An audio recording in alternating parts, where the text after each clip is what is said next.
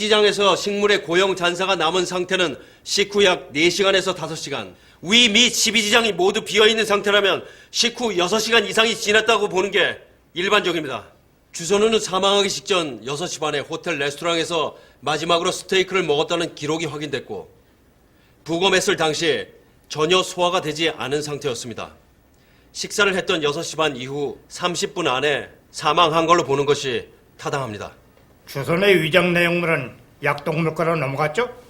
홍석조 선생. 네, 윤지훈 선생 말씀처럼 레스토랑에서 식사한 스테이크가 거의 소화되지 않은 상태로 가득 차 있었습니다.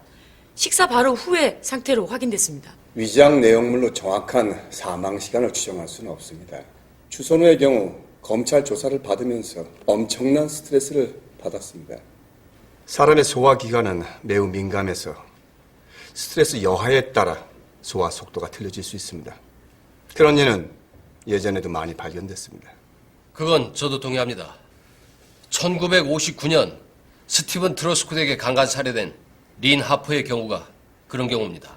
누군가에게 납치당할 때와 같은 무서움, 공포, 부상, 혹은 극심한 스트레스를 받게 되면 소화 속도가 현격히 떨어질 수 있는 가능성이 있습니다. 주선우의 경우를 리나퍼의 경우와 비교하는 건 타당하지 않습니다. 리나퍼는 강간범에게 납치된 극도의 공포 상태 아래 있었지만 주선우의 경우를 생각해 볼 땐 그 정도의 스트레스를 받았다고 생각되진 않습니다. 또한 주선우의 부검 사진을 확인했을 때 주선우의 위장 기관은 아무 이상이 없는 건강한 상태였습니다. 그런 건강한 상태에서 소화가 전혀 되지 않았다는 건 식사 직후에 사망했다고 추정해도 이상하지 않습니다. 하지만 위장 내용물로 사망 시간을 추정하는 건 아직도 믿을만 하지 못하다는 게 정설입니다. 현재 가장 광범위하게 사망 시간을 추정하는 방법은 사망 당시 직장 온도와 주변 온도로 추정하는 것입니다. 주선우는 모리츠 공식, 헨스게 도표로 추정을 해봤을 때 사망 시간은 오후 7시간이라 오후 11시로 추정됩니다.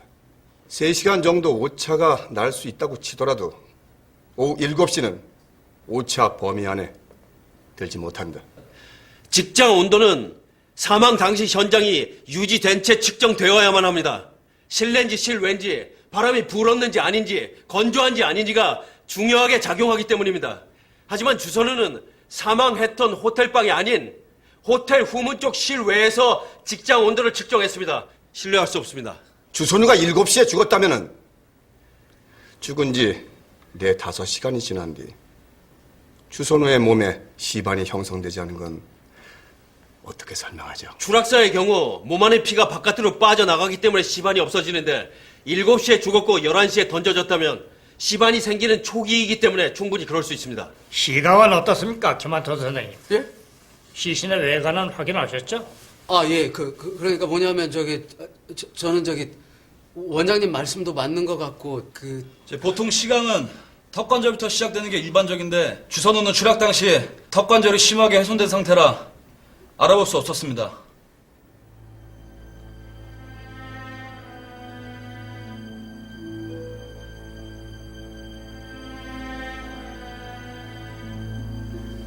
자, 이제 슬슬 마무리를 지어야 할 때입니다.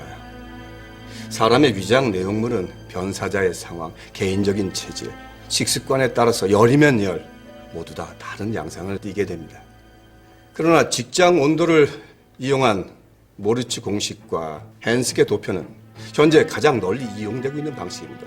모리츠 공식, 헨스게 도표 두 가지 다 주선우의 사망 시간을 11시경으로 추정했습니다.